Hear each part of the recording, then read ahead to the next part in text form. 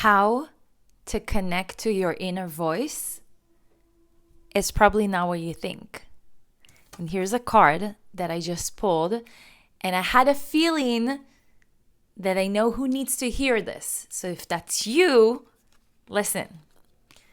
Today, as I quiet the noise of my mind, I become aware of the voice of my heart. I listen closely to my inner voice. I trust myself and develop confidence in my intuition.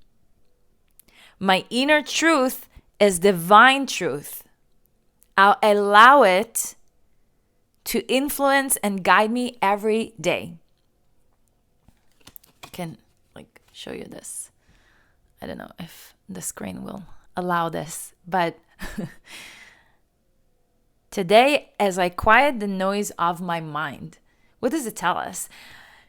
The noise of your mind, the noise of your beautiful, beautiful mind is not a bad thing. We got so used to thinking that it's a bad thing if we are chattering, if we're overthinking.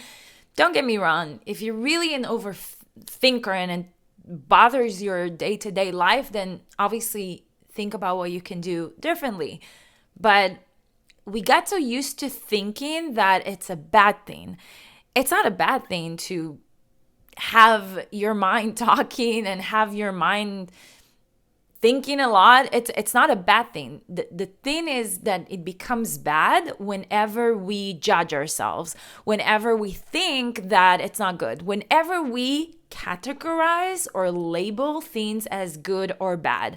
That's where we get into trouble, because in your inner voice, your inner sense, there's no right or wrong. There's only pure love. There's only divine love. There's only divine light. There's only divine truth. That's what your voice, your inner voice is telling you.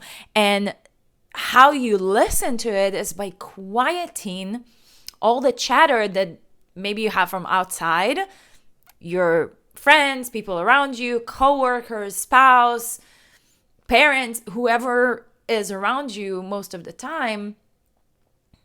It could be that's the voice of the mind, and it's not your mind, it's their minds. So this is a very strong message to listen closely to listen closely and trust. I feel like a lot of the times, and this is kind of what it brought up for me when I just read it out loud, a lot of the times, again, we got so used to not listening to our intuition and focusing on what's right and what's the right decision. And you know what? Honestly, I don't even think that there's right or wrong decisions ever. I think there is only right decision on the exact moment of that decision. Meaning, it's like some people I don't know about you, but I don't believe in regrets. I don't think regrets is even a thing. Like, it doesn't need to be a thing, because if you make a decision today, from where you are today, from what you know today, from the information you got today, from the intuition that you have today, from the gut feeling that you have today,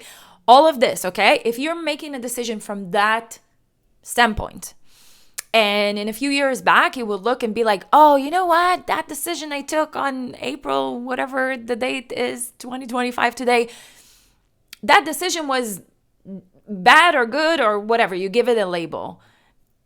How are you able to judge yourself and give this a label? Because any decision that you make today will lead you to a life of more development, more growth, connecting to your next version of yourself. Okay, maybe some of them will kind of be not great experiences, but if we remember that everything is for the good, if we remember the Creator is good, always, always good, how can we say that any decision made it bad? Because even if a bad, quote unquote, situation happens to us, doesn't it lead to growth? Doesn't it lead us to connect to the Creator? Doesn't it lead us to think differently, think outside the box? Or maybe it will give you some more strength and show you your strength and show you who you truly are and show you how powerful you are and how much energy and how great you are, your greatness, like if a bad situation, quote unquote bad, is happening, but it reminds you how good you are, how can we call it bad? So quieting that inner voice, listening close, sorry, the noise, how does it say, the noise of your mind, and listening closely to your inner voice. And one thing that I'm going to say about this, and it's something that I've heard a while ago, and it kind of changed my perspective around it, because a lot of people say, like, listen to your intuition, listen to your gut, blah blah blah. What does that mean? So one thing that I've heard was that your intuition is the answer you have within the first 3 seconds. So let's practice this for a second.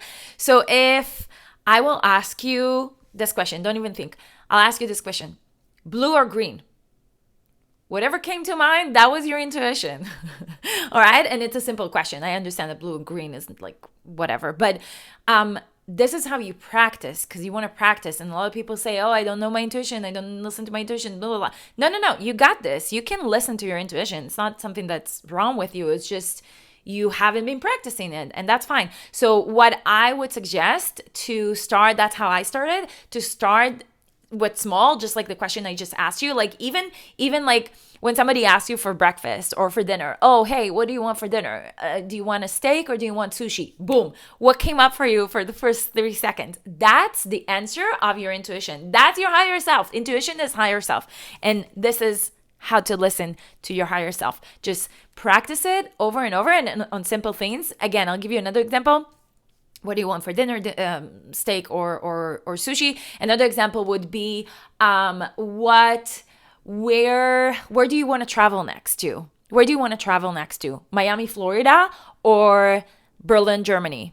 I don't know why I gave these examples, because I lived in Germany for a very long time, and I do love Miami, Florida. So that's how you get connected to your own intuition, to your own mind, to your own divineness. That is you. I love you. I know that if this message was for you, let me know in the comments, because I know that it was good for me today. So I'm cheering you on. Love you. Bye.